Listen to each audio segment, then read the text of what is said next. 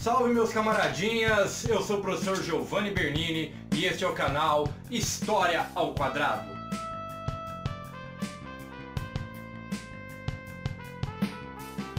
Um canal onde a gente transforma os acontecimentos históricos, conceitos e categorias em desenho para tornar mais fácil para você aprender. Já aproveita, dê o seu like, se inscreva no canal para não perder nenhum dos próximos vídeos. E o tema de hoje é extremamente importante, a crise de 1929, também conhecida como a queda da Bolsa de Nova York ou a Grande Depressão. Com certeza a maior crise econômica mundial da história da humanidade. Todas as grandes crises são comparadas à crise de 1929. E então, está difícil? Quer que eu desenhe?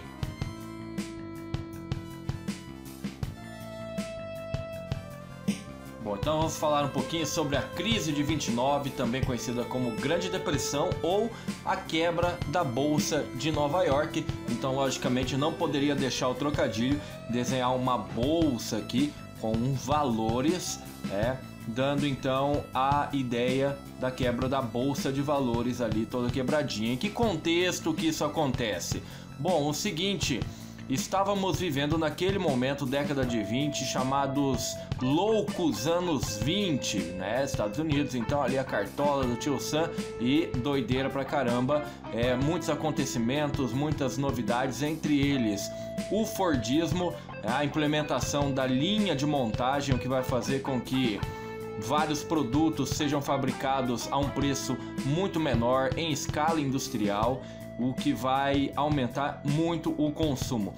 E a expansão industrial, lembrando que nesse período, após a Primeira Guerra Mundial, os Estados Unidos fica responsável por praticamente 45% de toda a produção mundial. Então a indústria americana se expande absurdamente, surgindo novos produtos, especialmente ali eletrodomésticos. Aqui eu fiz então um aspirador de pó, tinha também a geladeira, vários outros, máquina de lavar e novos valores também. Essa nova sociedade pós Primeira Guerra Mundial vem com novos valores.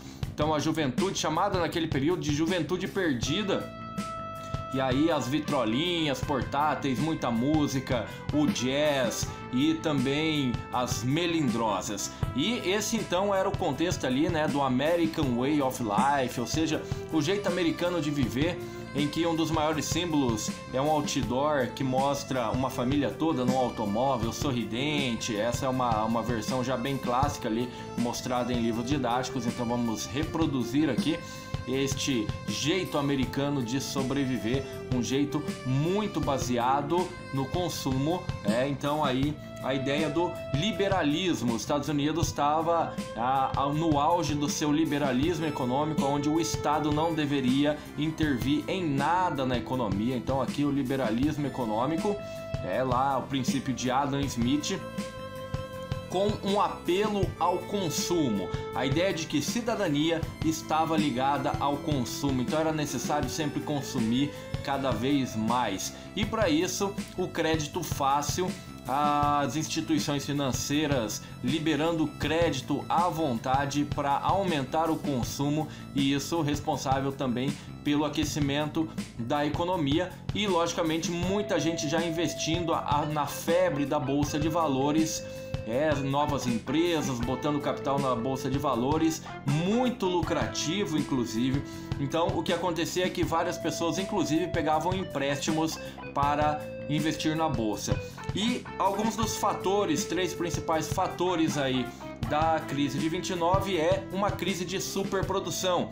Os Estados Unidos está produzindo quase metade do que vai se consumir no mundo todo. Só que como a Europa reestabelece sua economia e suas indústrias, isso vai dar uma queda gigantesca no consumo dos produtos norte-americanos. Mas a indústria vai continuar consumindo. E a especulação financeira é outro motivo importante, A especulação financeira ali da Bolsa de Valores, em que as pessoas compram as ações para vender um pouco mais caro depois.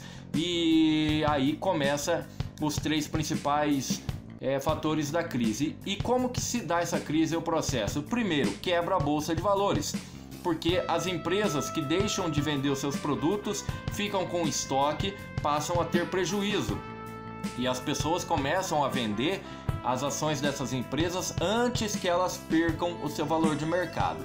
Quebrando a bolsa de valores, quebra também os bancos, porque as pessoas vendem essas ações a um preço muito mais baixo e não conseguem pagar os empréstimos que elas tinham feito no banco para comprar as ações da bolsa de valor. Olha só.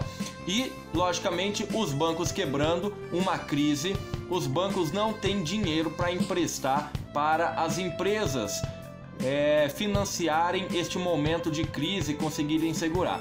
Sem o financiamento dos bancos, as empresas quebram também. As empresas quebrando, ocorre demissão em massa, então uma grande demissão nos Estados Unidos, desemprego. Logicamente, desempregado não tem consumo, ele não tem dinheiro para consumir, isso vai gerar uma queda no consumo gigantesca. E, como a gente sabe, a queda do consumo vai fazer com que aqui novamente outras empresas quebrem, porque não vai conseguir vender. Não vendendo, vai virar o círculo vicioso que vai demitir e vai criar ainda mais desempregado. Qual que é a solução para tudo isso? A solução ficou conhecida como o New Deal, ou seja, o novo acordo estabelecido pelo governo norte-americano, o governo do Roosevelt. Então aqui um novo acordo, é uma ação do Estado. Entre essas ações do Estado, a gente tem aqui a principal delas, a intervenção econômica. O Estado iria bater no liberalismo, e aí, a partir de então, o Estado interviria fortemente na economia e especialmente no mercado financeiro. Lembrando que nesse período ali de quebra dos bancos, foram mais de 4 mil empresas que quebraram e diversos bancos quebraram. Então aqui o Estado passa a intervir na economia. Há também a regulação agrícola. O próprio Estado ele vai regular também a quantidade e quais as regiões dos Estados Unidos que vão poder produzir. Então, regular a produção para poder segurar o preço e segurar a economia. E, por fim, frentes de trabalho. O próprio governo americano vai contratar trabalhadores para fazer obras públicas, hidrelétricas, estradas, alguns, até a ideia de vai um pelotão cavando um buraco na frente e outro pelotão fechando o buraco, apenas com a ideia de criar empregos, porque você dando emprego à população, ela vai ter dinheiro para consumir e vai reestabelecer todo o ciclo comercial. Principais consequências então da crise de 29 é a mundialização dessa crise. Economicamente o mundo inteiro quebra, tendo em vista que os Estados Unidos eram um grande consumidor de produtos primários dos países subdesenvolvidos. O declínio também do liberalismo, aquela crença de que o mercado se autorregula, a ideia de Adam Smith cai por terra, e passa a ter a ideia de que o Estado tem sim que intervir na economia. Vai gerar uma grande crise na Europa, porque os Estados Unidos financiavam a reconstrução da Europa.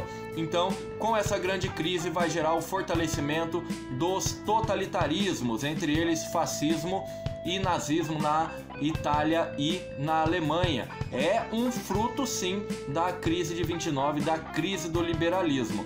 E no Brasil, a principal consequência é a Revolução de 1930, que acaba com a República Velha. Então vou fazer aqui o Getúlio Vargas, que acaba dando um golpe de Estado e assumindo o governo brasileiro.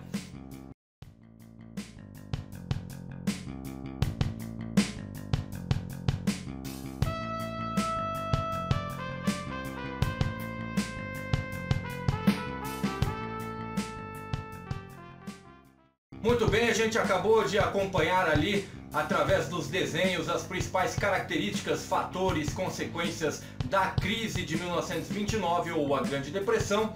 Lembrando que este material está disponível no site historiaalquadrado.com. Acesse o meu site e você vai conseguir lá as versões para desenhar, para colorir ou já pintadinha para você utilizar como quiser. Início.